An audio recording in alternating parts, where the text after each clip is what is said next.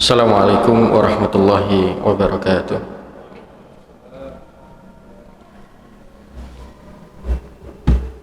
Alhamdulillah. Alhamdulillahilladzi anzala sakinata fi qulubil mu'minin liyashdadu imanan ma'a imanihim. Walillahi junudus samawati wal ard wa kana Allahu aliman hakima. Asyhadu an la ilaha illallah wahdahu la syarikalah wa asyhadu anna Muhammadan abduhu wa rasuluhu arsalahu Allahu rahmatan lil alamin. Allahumma salli wa sallim wa barik ala nabiyyina Muhammadin wa ala alihi wa man sara ala nahji wattaba'a sunnatahu ila yaumiddin. Allahumma inna hadha iqbalul laylik wa idbaru naharik wa aswatu du'atik faghfir lana jami'an ya rabbal alamin. Allahumma inni a'udzubika an usyrika bika wa ana a'lamu wa astaghfiruka lima la a'lamu. Allahumma inna nas'aluka fahman nabiyyin wa hifdzal mursalin wa ilhama malaikatil muqarrabin bi rahmatika ya arhamar rahimin. Amma ba'du, para jamaah sekalian, bersyukur kita pada Allah Subhanahu wa taala di kesempatan yang mulia ini. Allah masih memberikan kesempatan, kemudahan tentunya, sehingga kita dimudahkan oleh Allah Subhanahu wa taala menuju rumah Allah untuk menjalankan ibadah sholat maghrib secara berjamaah. Dan insya Allah kita lanjutkan dengan bermajelis ilmu, dengan thalabul ilmu. Kita lanjutkan kajian hadis masih dalam kitab Syarh Bulughul Maram atau Syarh Kitab Al-Jami'. Ini adalah penjelasan dari kitab Bulughul Maram yang insya Allah kita akan fokus pada pembahasan tentang tazkiyatun nufus, yaitu tentang penyucian jiwa. Di pertemuan sebelumnya, para jamaah sekalian, kita masuk dalam bab yaitu perintah untuk meninggalkan atau waspada terhadap barang syubhat, yaitu sesuatu yang samar. Kita sudah coba sampaikan panjang lebar, kita paparkan panjang lebar tentang apa itu syubhat. Dan alhamdulillah para jemaah sekalian, kita sudah selesaikan itu, hanya tinggal kita melanjutkan potongan hadis selanjutnya. Namun saya akan coba sedikit review atau mengulang kembali tentang pertemuan kita sebelumnya, yaitu waspada dari barang syubhat ini. Di sini diambil dari salah satu hadis yang agung tentunya, dari sahabat An-Nu'man bin Bashir radhiyallahu anhu. Inna halalal bayyinun wa innal harama bayyinun. Yang halal itu jelas, begitu juga yang haram. Ya, kita juga sudah sampaikan maksudnya jelas itu sesuatu yang memang disifati oleh Allah Subhanahu wa taala halal, itu jelas kehalalannya. Makanan yang memang jelas-jelas itu sifatnya halal, bentuknya halal gitu, semua jelas dan tidak ada yang ragu dalam perihal ini. Wa innal haram bayyinun, begitu juga tentang yang haram. Kita yakini tidak ada yang mungkin tidak kita ketahui tentang sesuatu yang tidak haram. Semua kita tahu yang haram itu jelas haram. Khamar, berjudi gitu ya. Ataupun makanan-makanan juga ya, yang jenisnya memang diharamkan oleh Allah Subhanahu wa taala, contohnya seperti babi apa ya, ataupun anjing, dan semua hal-hal yang memang jelas keharamannya. Jadi antara yang halal dan yang haram ini jelas, tidak ada keraguan di situ, dan kita juga tidak boleh meragukan tentang halal haramnya Allah Subhanahu wa taala. Kemudian dilanjutkan di situ wa bainahuma mutasyabihat. Dan di antara keduanya itu, di antara yang halal dan haram itu ada perkara yang syubhat. Syubhat itu adalah samar-samar. Kita nggak tahu barang ini halal atau haram. Jadi kalau kita menjumpai pada suatu titik, suatu kondisi, kemudian kita nggak jelas apa yang kita makan ini halal atau haram, apa yang kita gunakan ini halal atau haram, ataupun ibadah yang kita kerjakan ini halal ataupun haram, maka itulah kita dinamakan dalam kondisi dalam keadaan syubhat, samar-samar. Dan ini hampir-hampir para jamaah sekalian pasti pernah menimpa setiap umat Muhammad ini. Ya mungkin kalau antum tidak merasa, mungkin lupa, tapi pasti akan pernah sampai pada titik itu. Kita juga sudah jabarkan beberapa waktu lalu atau pertemuan sebelumnya, dan insya Allah kita akan lebih rincikan nanti pada pertemuan malam hari ini.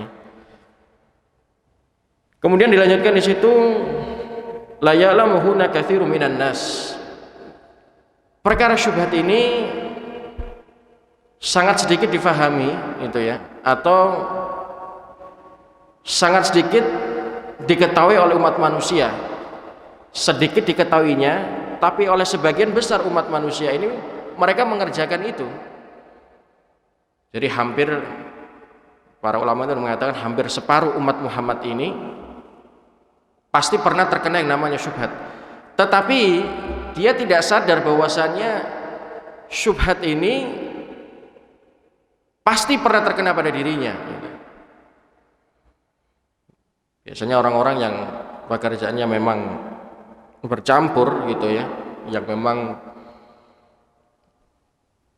sistemnya adalah sistem-sistem syaitan gitu, campur aduk antara uang dan lain sebagainya, maka biasanya pasti akan menjumpai yang namanya syubhat gitu. Ini nggak tahu ini gaji yang diterima dari yang halal atau yang haram. Gaji yang saya terima ini memang benar-benar halal atau haram kan itu. Itu pasti akan pernah kita jumpai kan gitu. Kemudian juga dilanjutkan famanittaqa syubhat, dan siapa yang menjaga dirinya dari perkara yang samar tersebut, dari perkara syubhat tersebut, faqad istahbara alidinihi wa irdihi, dia telah menjaga agama serta kehormatannya. Maksudnya orang kalau sudah menjaga dirinya dari perkara syubhat ini gitu ya, perkara yang samar-samar ini gitu, karena perkara yang samar ini kalau sudah nempel pada umat manusia ini, apalagi umatnya Muhammad ini, itu syaitan senang sekali pada jemaah sekalian. Saya pernah sampaikan juga pada pertemuan sebelumnya, orang kalau sudah terkena syubhat dan terbiasa dengan perilaku-perilaku syubhat itu awal seseorang itu terjerumus dalam perihal yang keharaman. Nanti akan kita pelajarkan, akan kita jabarkan panjang lebar pada jemaah sekalian. Karena orang tidak menyadari, orang kalau kena syubhat itu seakan-akan ini bukan sesuatu yang harus diperhatikan, harus diwaspadai, tidak. Mereka seakan-akan asik saja kan gitu.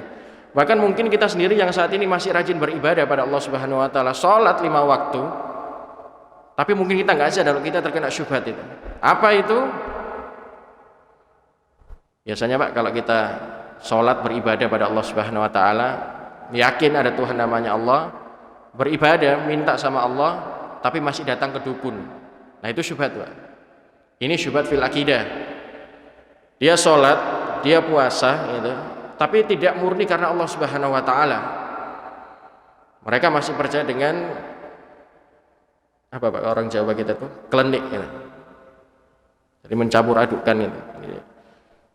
Sholatnya, ibadahnya itu memang untuk Allah gitu, tapi terkadang masih dalam hati ini punya rasa keraguan gitu, masih ada samar-samar, saya juga niatkan untuk seseorang, atau saya juga niatkan ya karena ada tujuan dan maksud tertentu, minta sama orang pintar. Nah ini syubhat. Kemudian juga dilanjutkan di sini, karaha airani ala haulal himi yushika ayyaqa fihi, dan juga dia akan terjatuh dalam perkara yang haram sebagaimana pengembala yang menggembala di area yang terlarang. Jadi Allah itu memberikan kita kesempatan hidup ini para jemaah sekalian. Tadi sebagaimana awal-awal hadis ini, innal halal bayyinun Wa innal haram bayyinun, yang halal itu jelas, yang haram itu juga jelas gitu ya. Tapi di antara kedua ini ada yang samar. Ini sebagaimana orang kalau mengembala hewan gitu ya, pasti ada area-area terlarang. Kalau kita sudah diberikan rambu itu yang halal, itu yang haram seperti itu. Kemudian di depan sana juga diberikan rambu-rambu itu yang syubhat, jangan kamu lewati itu. Tapi kita harus tahu, setegas apapun rambu-rambu itu, sejelas apapun rambu-rambu itu, kita pasti akan terkena juga. Itulah syubhat. Sebagaimana orang kalau kalau penggembala itu sudah punya area-area tertentu seperti itu, tapi ternyata dia masih melanggar juga, dan itulah syubhat gitu. Jadi melewati batas sehingga akhirnya hewan ternaknya tadi itu bisa mempengaruhi tentang kesehatannya, tentang perilaku kehidupannya, dan itulah syubhat, dan kita tidak pernah tahu para jamaah sekalian.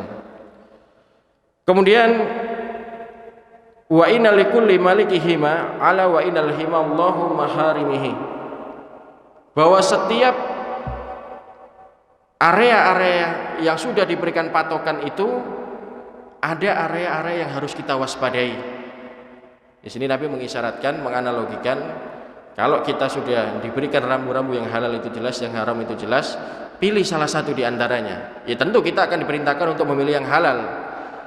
Karena kita jangan sampai mungkin kita sudah merasa bahwasannya apa yang kita punya, apa yang kita miliki adalah sesuatu yang halal, tapi ternyata itu adalah perkara syubhat. Syubhat ini para jamaah sekalian lebih banyak terhadap terjerumusnya kepada sesuatu yang haram, bukan yang halal. Nah, ini penting sekali kita fahami para jamaah sekalian, bahwa perkara-perkara syubhat ini bukan perkara yang remeh. Makanya sampai dikatakan di bab ini kita harus waspada. Dan lanjutan hadis ini para jamaah sekalian, dan ini yang akan kita kaji pada malam hari ini. Ini masih lanjutan hadis dari yang kita kaji sebelumnya, yaitu kita akan berbicara masalah hati. Apa hubungannya syubhat itu dengan hati para jamaah sekalian? Apa juga hubungannya perilaku seseorang itu baik buruknya dengan hati kita ini? Di sini dilanjutkan, wa innal fil jasadi mudghah, sesungguhnya dalam setiap diri manusia itu ada mudghah, Pak. Mudghah itu segumpal darah.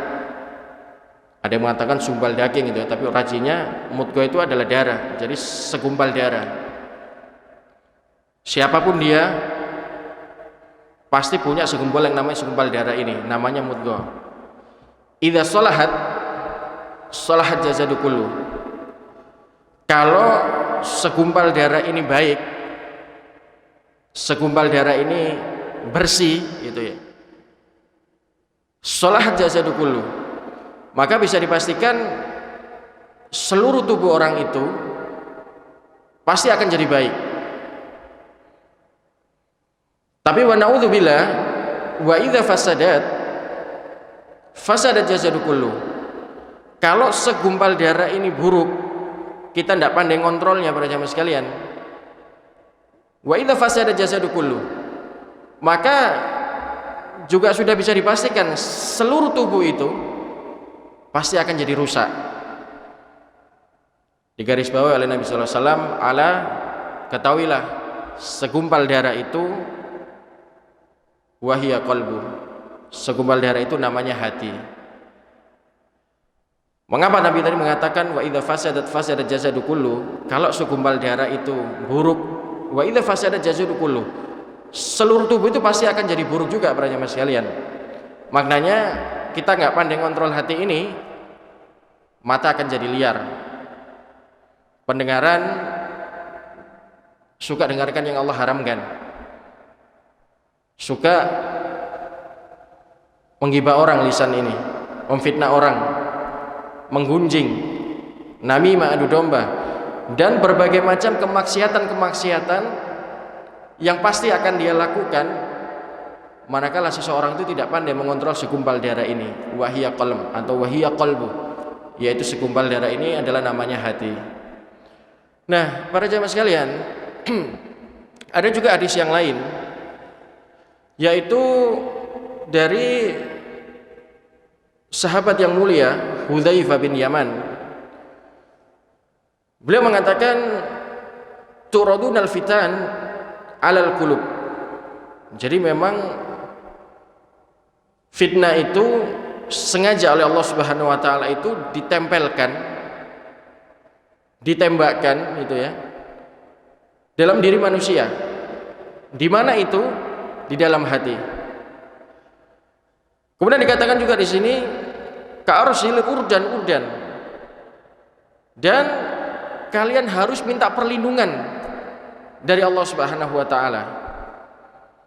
Jadi Pak, fitnah itu memang sengaja oleh Allah Subhanahu wa taala ditembakkan, ditempelkan itu pada hati manusia. Turadunal fitanu 'alal qulub.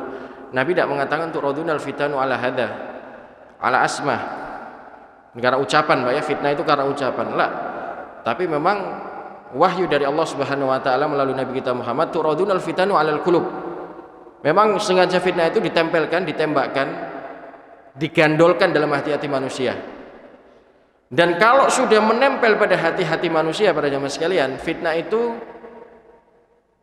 kayak tikar yang sedang dianyam. Ini Pak.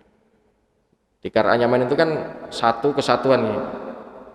Saling mengikat, rekat sekali. Jadi fitnah itu kalau sudah nempel hati manusia rekat sekali. Antum bisa lihat kalau tikar itu kalau dianyam itu kan rekat sekali, Pak ya. Itulah fitnah dalam hati manusia. Ka'arsilil urdan.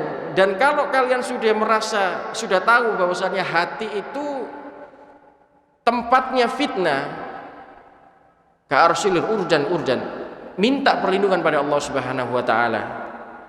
Nah, para jamaah sekalian, di sini tentunya dikomentari oleh para ulama. Semua ulama-ulama tazkiyatun nufus kita di sini, fitnah itu terbagi menjadi dua, yaitu ada yang namanya fitnah syahwat dan juga fitnah syubhat. Nah, ini nanti yang akan kita kaji para jamaah sekalian. Apa itu fitnah syahwat? Tentu Allah Subhanahu wa taala dengan kemahabesarannya memberikan kita itu ada yang namanya nafsu, syahwat. Allah tidak minta kita menghilangkan nafsu itu para jamaah sekalian. Tapi Allah minta nafsu yang kita punya itu diberikan oleh Allah Subhanahu wa taala itu kita kontrol. Saya sering bahasakan gitu ya dalam kajian-kajian saya. Orang kalau pengen lapar, pengen makan gitu ya, lapar gitu ya, itu pasti nafsunya adalah makan. Betul Pak ya? Tapi Allah tidak minta kita hilangkan, wahai hambaku, engkau jangan makan. Kalau kamu lapar tahan. Enggak, Allah tidak mengatakan seperti itu para jamaah sekalian. Justru Allah perintahkan kalau kita lapar ya makan. Ya ayyuhan nas, wahai manusia, kullu, makanlah, mimma fil ardi, apa yang ada di muka bumi ini. Bagaimana Allah pengen kita mengontrol nafsu makan kita itu para jamaah sekalian? Apakah Allah melarang kita untuk makan? Tapi Allah ingin kontrol kita dalam nafsu kita dalam makan itu. Lanjutkan ayat itu Pak. Dengan cara halalan thayyibah. Kontrolnya kita itu dengan makan yang halal, jelas status kehalalannya. Ikan yang kita makan jelas statusnya halal gitu Pak ya. Minum yang kita gunakan juga minumnya jelas suci gitu. Thayyibah, baik. Percuma kalau halal tapi nggak baik. Mohon maaf Pak, orang kalau seusia panjenengan gini yang sudah 50 tahun ke atas gitu, itu kalau ada makan gorengan gitu Pak ya, kita harus tahu punya sensitivitas kolesterol yang tinggi. Jadi kalau ada makan gorengan gitu jangan ngambil 2, ngambil 1, apalagi 3, jangan gitu. Itu wujud-wujud kita mengontrol nafsu kita ini para jamaah sekalian. Sebagaimana juga kalau orang makan thayyib, baik, tapi nggak halal, nah ini juga nggak boleh, nggak sehat ini. Makanya Allah minta halalan thayyibah, ini kontrol kita. Allah tidak ingin kita meninggalkan atau melupakan tentang nafsu kita ini, tapi Allah hanya ingin kita kontrol. Mengapa para jamaah sekalian? Lanjutkan ayat itu, wala tattabi'u khutuwati syaiton. Karena orang kalau tidak pandai mengontrol nafsu ini, kecenderungannya akan jadi liar pada jamaah sekalian. Tahu Pak liar itu? Liar itu nggak terkontrol. Bayangkan antum yang nggak mampu mengontrol nafsu makan gitu, makan semua begitu banyak gitu, jadinya apa Pak? Kan kekenyangan. Orang kalau sudah kenyang itu pada jamaah sekalian, membuat seseorang itu menjadi apa? Malas. Kalau sudah malas, malas ibadah, ya Pak ya, malas untuk beraktivitas. Ya. Makanya Allah ingin kita adalah mengontrol. Boleh makan, bahkan kita dianjurkan, wahai manusia makan yang di muka bumi ini, selama itu kontrolnya adalah halal dan baik. Saya sendiri Pak, walaupun masih belum terlalu tua, masih muda ini, saya sudah punya kolesterol, asam urat juga sudah ada gitu.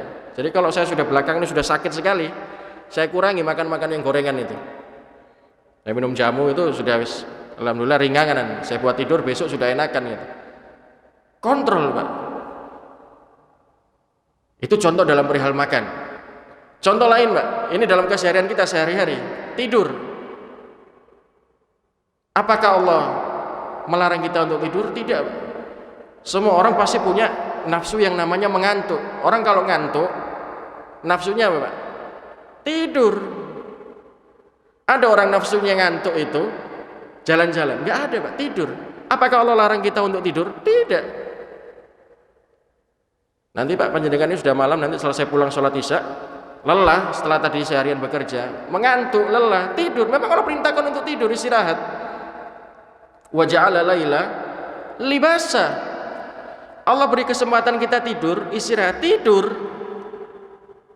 Tapi waktunya bekerja, waktunya aktivitas, waktunya ibadah. Apakah Allah melarang kita untuk tidur? Tidak. Tapi kalau orang kebanyakan tidur para jamaah sekalian, juga nggak baik. Saya pernah ditanya, bahkan sering, Ustaz, saya ini karena khawatir gitu ya, khawatir bahwasannya terjerumus dalam kemaksiatan kepada Allah Subhanahu wa taala gitu. Kira-kira boleh nggak hidup saya itu saya habiskan untuk banyak berdiam diri di rumah? Saya juga sudah ibu rumah tangga gitu ya, saya tidak banyak aktivitas, saya tak di rumah aja Ustaz. Kenapa? Untuk menjaga diri dari perbuatan maksiat. Jadi saya banyak aktivitas tuh ya tidur sholat, dia bilang seperti itu. Saya bilang boleh, tapi yang ibu lakukan itu, saya bilang banyak tidur, orang banyak tidur Pak ya, yumitul qulub. Apa Pak yumitul qulub itu? Orang banyak tidur itu ngeraskan hati Pak. Coba Anda perhatikan, orang banyak tidur itu Pak, hatinya pasti keras. Dia tidak punya sensitivitas dalam hidup ini, nggak peka terhadap lingkungannya. Anda perhatikan, orang banyak tidur itu pasti ujung-ujungnya dia malas. Sudah malas, tidak taat, puncaknya nanti akhirnya bermaksiat pada Allah Subhanahu wa taala. Waktu subuh nanti. Syaitan.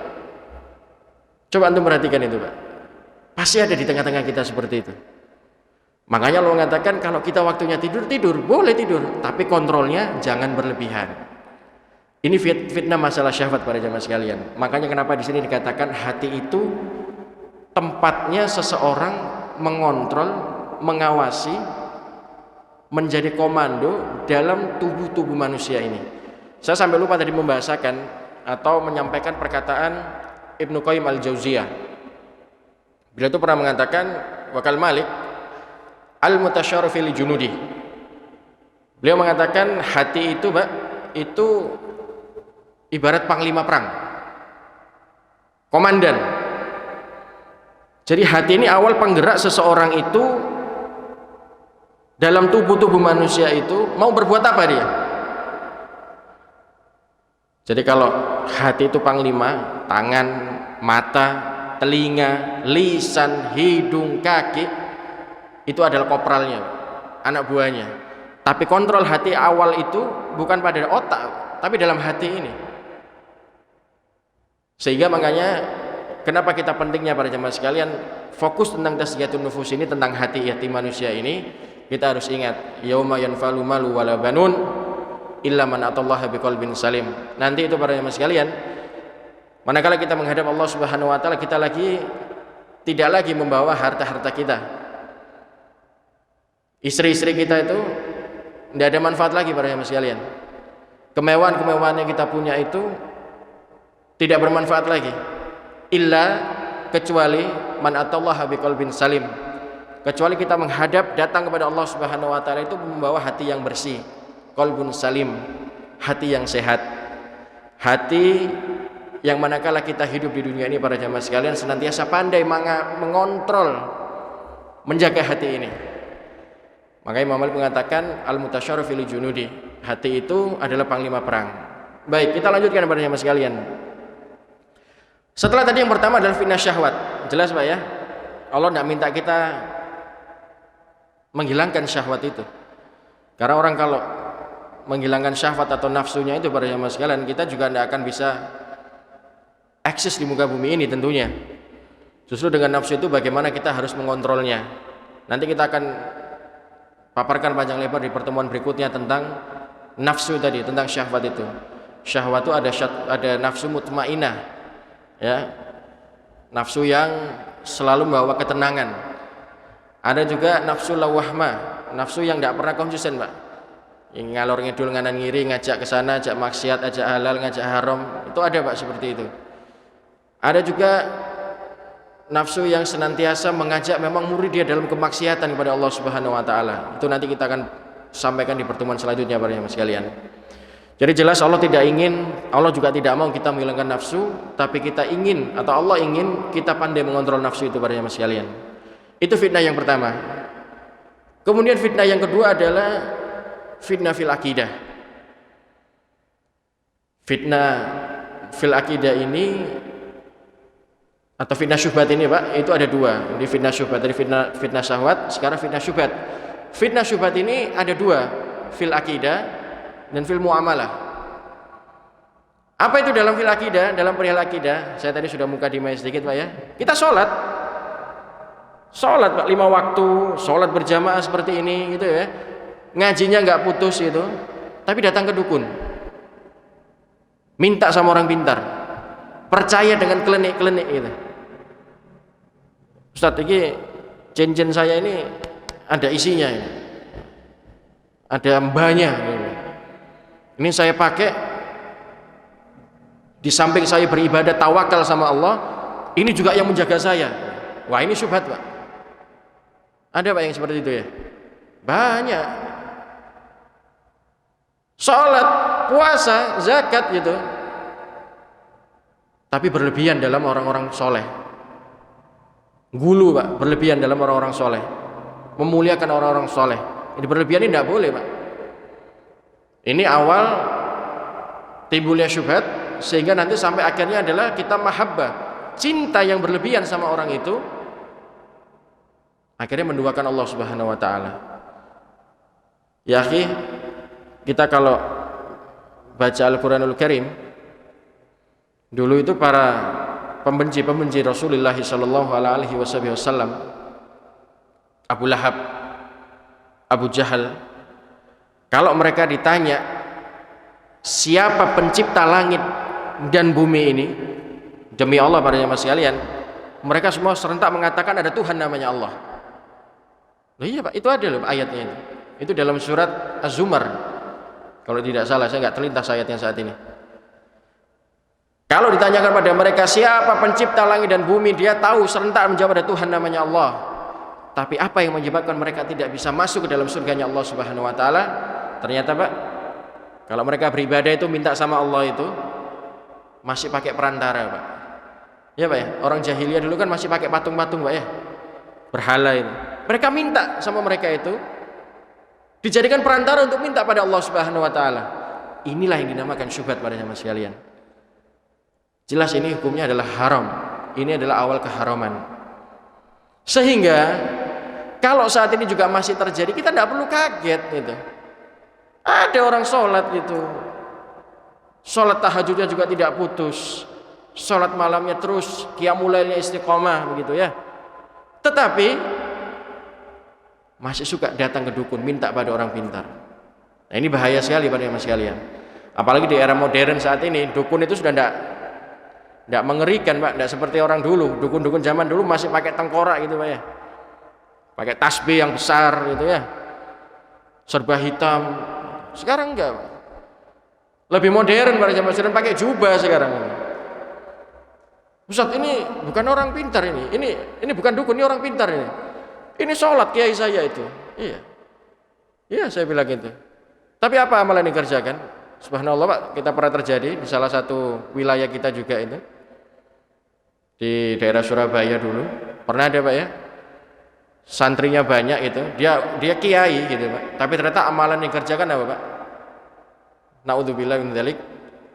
Al-Qur'an itu, Pak, itu robekan-robekannya memang disobek sama dia. Dibuat apa, Pak? Dibuat dia kalau cebok itu, Pak. Jadi kalau dia buang hajat, buang air besar, dia bersihkannya pakai Al-Quran itu. Sholat, Pak, padahal dia. Nah, untuk itu para jamaah sekalian, kita jangan pernah tertipu dengan penampilan seseorang. Kita harus waspada bahwa dunia ini semakin hari semakin bertambah umurnya, juga semakin bertambah juga modernnya. Jadi hal-hal yang terkadang kita anggap itu baik, itu belum tentu baik para jamaah sekalian. Makanya kenapa kita fokusnya kita mengkaji barang syubhat ini, karena kita tidak pernah tahu.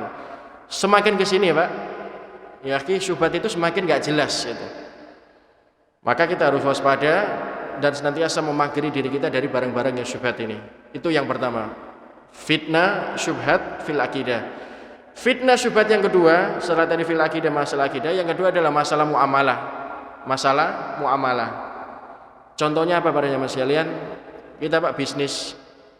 Ini untuk antum yang rajin pengusaha, Pak ya, bisnis gitu. Boleh kita berbisnis. Ya. Kita memang diperintahkan oleh Allah Subhanahu wa taala untuk bisnis, Pak. Bahkan kalau bisnisnya sama Allah itu mahal, Pak. Itu bisnisnya Allah dengan Allah itu, kalau berniaga dengan Allah itu enggak murah. Karena bisnis dengan Allah itu surga, Pak, jaminannya gitu. Boleh kita bisnis itu, tapi kita harus mengedepankan yang halal.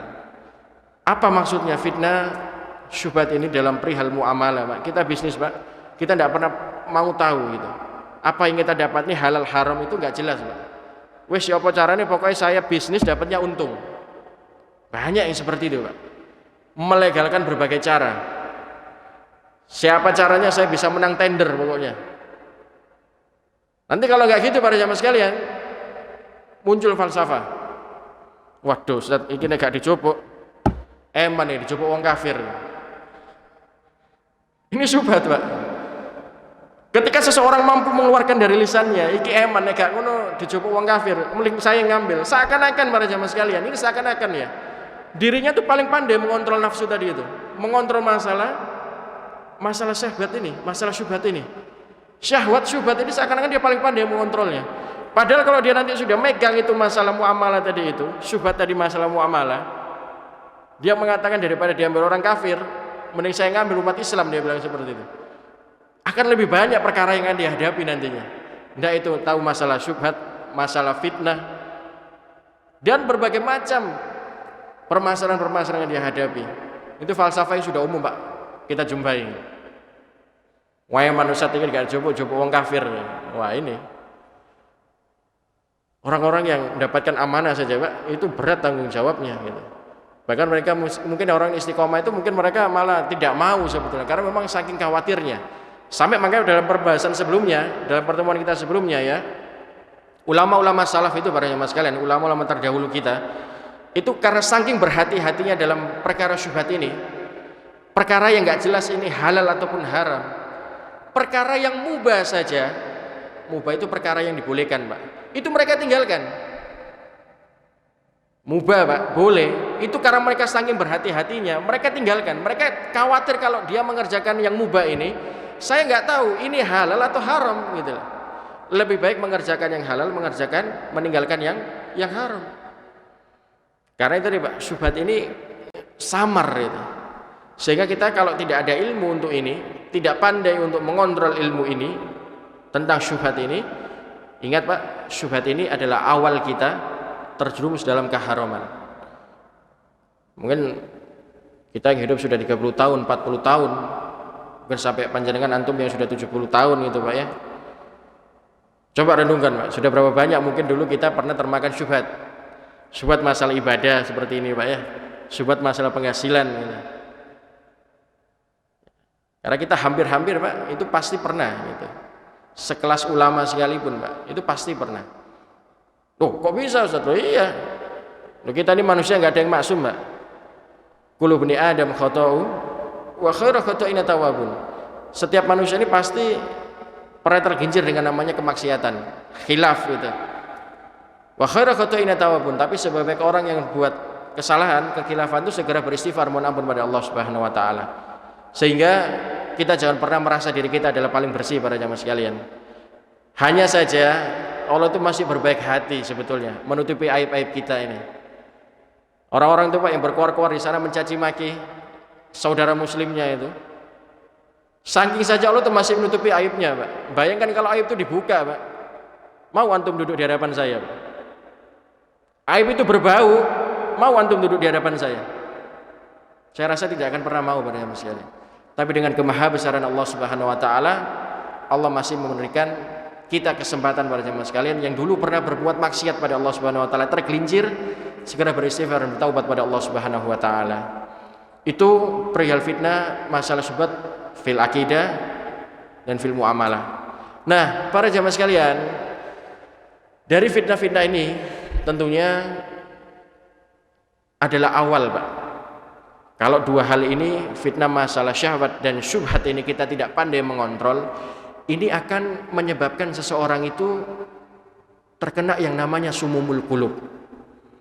Bahasa Arabnya itu sumumul qulub, Pak. Racun-racun hati. Nah, orang kalau tidak pandai mengontrol dua hal ini, Pak, masalah syahwat dan juga syubhat, ini pasti bisa dipastikan seseorang itu bisa terkena yang namanya sumumul qulub, racun-racun hati. Nah, para ulama tazkiyatun nufus kita, ulama-ulama yang memang istiqomah di atas bab penyucian jiwa ini pada jamaah sekalian, setidaknya mengumpulkan racun-racun hati itu ada 4 pada jamaah sekalian. Yang pertama adalah fudulul kalam, berlebihan dalam berbicara. Saya kalau lihat waktunya nggak cukup Pak, tapi saya akan mukadimah sedikit, nanti insya Allah pertemuan berikutnya kita akan paparkan ya. Yang pertama pada jamaah sekalian adalah racun hati yang pertama itu ada namanya fudulul kalam, berlebihan dalam berbicara. Lagi Pak, apakah Allah melarang kita untuk berbicara? Antum kan dikasih bicara Pak ya, dikasih lisan ini untuk bicara, tapi kontrolnya apa Pak? Kontrol yang baik berbicaranya. Man kana yu'minu billah wal yaumil akhir.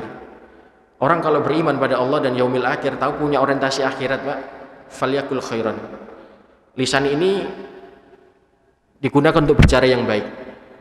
Bayangkan kalau kita tidak mampu mengontrol lisan ini Pak, ngoceh, banyak ngoceh terus. Orang baru datang ngoceh, salam enggak, ngoceh iya. Nafsu lagi ini. Makanya Rasul minta kontrol, falyakul khairan.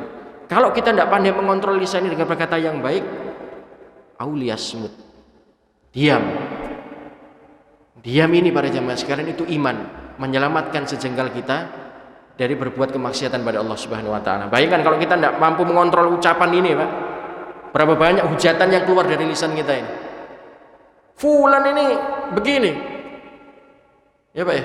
Seakan-akan lagi, Pak, menghujat seakan-akan dirinya paling bersih lagi. Antum belum pernah saja terbuka aibnya terus dihujat. Maka kontrol lisan ini. Bahkan beberapa waktu pertemuan sebelumnya saya juga sampaikan ada hadis mengatakan al jaza min jinsil amal. Balasan itu sesuai kadar perbuatan gitu Pak ya. Maka kalau kita sering dengar ada istilah karma itu memang tidak dikenal dalam istilah Islam, tapi yang kita kenal adalah al jaza min jinsil amal. Atau hadis yang lain kama tadinu tudan, sebagaimana engkau berperilaku engkau akan dibalas kan gitu. Maka kita harus hati-hati, kontrol. Itu yang pertama Pak, fudulul kalam. Yang kedua adalah racun hati, yang kedua adalah namanya fudulun nadhar, berlebihan dalam memandang, banyak melihat Pak. Ini kalau kita nggak pandai kontrol tadi, hati itu rusak Pak. Nggak pandai kontrol, itu senang lihat yang Allah haramkan. Perempuan Pak ya, akhwat itu pakai pakaian mini, ya Pak ya, terbuka auratnya, senang gitu. Boleh, Allah kasih mata ini memang lihat, tapi lihat yang memang Allah halalkan gitu. Baca untuk baca Quran, baca kitab gitu Pak ya. Lihat video-video yang memang dihalalkan, video-video dakwah itu Pak ya. Boleh kita melihat itu. Harus kontrol. Mengapa kalau kita tidak mengontrol para jamaah sekalian, nanti kita akan jumpai juga ada yang namanya ya penyakit ain. Ain itu adalah, ada ulama mengatakan sebagai gangguan jin, Pak. Ini karena melihatnya terlalu berlebihan, itu menyebabkan akhirnya jatuh cinta juga yang berlebihan. Makanya kita harus mengontrol. Ini termasuk salah satu racun hati. Kalau kita tidak pandai kontrol hati, Pak, pandangan ini akan liar nantinya. Kemudian yang ketiga adalah, racun hati yang ketiga adalah namanya fudulun mukalato, yaitu berlebihan dalam bergaul, Pak. Loh Ustadz kok aneh, bergaul, berteman nggak boleh-boleh Pak. Tapi Allah juga ingin kita mengontrol pergaulan kita, karena rata-rata orang bergaul itu punya beberapa kriteria para jamaah sekalian. Nah kita ada yang di mana? Ada pergaulan itu yang berteman itu bukan bawa kemaslahatan, bawa kemudaratan. Contoh, antum punya teman bukan ahli ibadah, tapi ahli maksiat, senangannya ke diskotik, kafe. Apakah antum akan merasa tidak terbawa? Terbawa. Ar-rijalu dinini ala khalili. Agama seseorang itu tergantung temannya, Pak. Boleh kita berteman itu boleh, tapi kita harus bisa menempatkan pertemanan ataupun pergaulan-pergaulan tadi itu yang memang diridhoi tentunya dan dibolehkan oleh syariat kita para jamaah sekalian. Kemudian yang terakhir para jamaah sekalian adalah fudulu ta'am. Ini termasuk racun hati juga, yaitu berlebihan dalam makan. Orang kalau banyak makan pada jamaah sekalian, tadi saya sudah sampaikan, itu bikin seseorang itu tidak punya sensitivitas dalam hidup ini. Orang banyak makan tuh kenyang, kekenyangan, malas ibadah. Ya. Sampai akhirnya puncaknya Bapak, wala tattabi'u khutuwati syaiton. Kalian jangan ikuti langkah syaiton. Orang kalau sudah kekenyangan Pak, berlebihan dalam makan, tidak mengontrol gitu Pak ya, itu akan malas beribadah. Setan akan masuk. Antum akan dibuat untuk malas beribadah ke masjid. Minimal kalau tidak, syaitan itu tidak pandai, tidak bisa tahan antum untuk tidak sholat ke masjid, minimal dibuat telat. Rumah saya sebelah Masjid Al-Ikhlas. Iqamah subuh itu 15 menit. Setelah azan masih ada iqamah 15 menit. Wes nanti aja. Mau azan belum azan. Oh sudah azan, wes nanti dulu. Nanti aja lah. Nanti kurang-kurang 1 menit saya tak baru berangkat ke masjid. Nah itu syaitan Pak. Nah, kita nggak pernah sadar kan. Kita sering juga terjebak dalam perkara-perkara syubhat seperti ini. Itulah mengapa kita senantiasa ma'asyiral muslimin diperintahkan untuk mengontrol yang namanya masalah hati ini. Ingat Pak, tu'radunal fitanu 'alal qulub. Fitnah ini sudah ditempelkan hati manusia, sehingga kalau hati ini tidak pandai mengontrolnya, kita akan terkena yang namanya fitnah syahwat, masalah nafsu, dan fitnah syubhat. Kita harus sadari pada jamaah sekalian, syubhat ini sesuatu yang ada nyata di tengah-tengah kita gitu. Tapi terkadang kita meremehkan. Contoh Pak, antum ini sekarang duduk dengarkan kajian ini, antum merasa antum belum batal Pak. Tapi pasti akan ada suatu ketika muncul nanti, saya tadi duduk bermajelis itu batal nggak ya wudhu saya itu? Itu syubhat itu Pak. Hati-hati. Makanya kita senantiasa Pak diperintahkan oleh Allah Subhanahu Wa Taala Pak, fasta'id billah, minta perlindungan pada Allah Subhanahu Wa Taala. Ya akhi, syaitan ini adalah musuh nyata. Dan itu sudah diikrarkan sejak 1400 tahun yang lalu, sampai kapanpun, sampai akhir hidup kita itu yang istiqomah akan dibelokkan Pak dalam ajal kita itu untuk bermaksiat pada Allah Subhanahu Wa Taala. Sehingga fasta'id billah, kita diperintahkan untuk senantiasa meminta perlindungan pada Allah Subhanahu Wa Taala. Demikian para jamaah sekalian, mudah-mudahan apa yang kami sampaikan ini tentunya bisa menambah iman takwa kita, dan semoga Allah Subhanahu Wa Taala istiqomahkan kita di atas iman dan Islam. Dan juga insya Allah nanti pada pertemuan berikutnya kita akan lanjutkan bahasan kita, apa itu racun-racun hati. Kita jabarkan tadi yang sudah saya mukadimah sedikit, dan apa itu nafsu, apa itu syahwat. Insya Allah kita akan jabarkan panjang lebar. Semoga Allah Subhanahu wa taala berkahi pertemuan kita. Silakan Pak, saya kasih kesempatan yang mau bertanya atau diskusi. Silakan Pak, mumpung masih ada waktu. Nah, habis. Silakan, masih ada yang mau tanya?